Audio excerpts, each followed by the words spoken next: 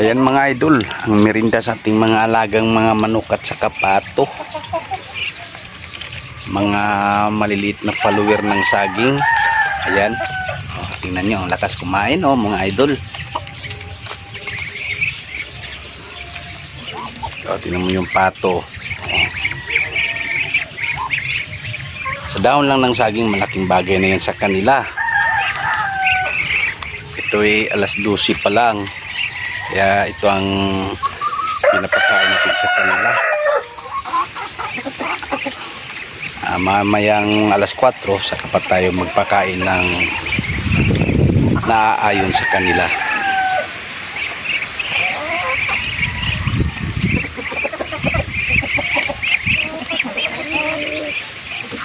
Papatay ng isa.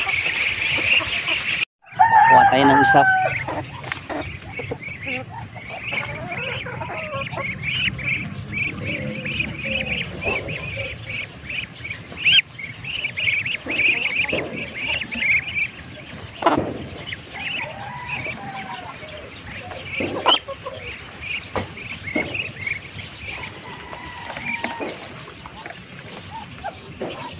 Mga idol oh, malalaki-laki to.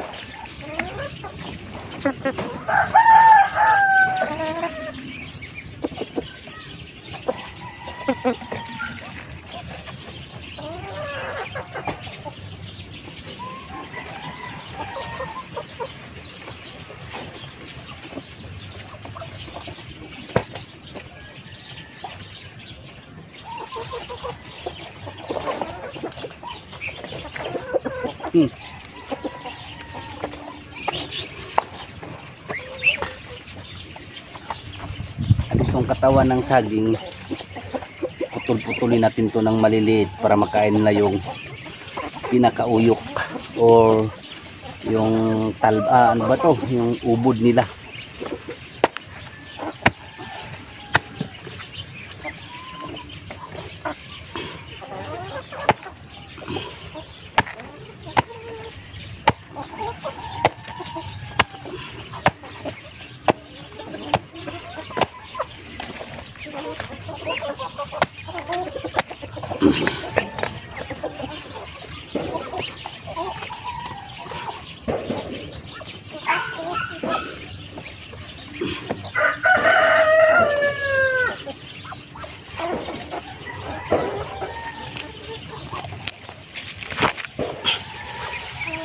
O, tingnan nyo. O, yan lang. O, diba?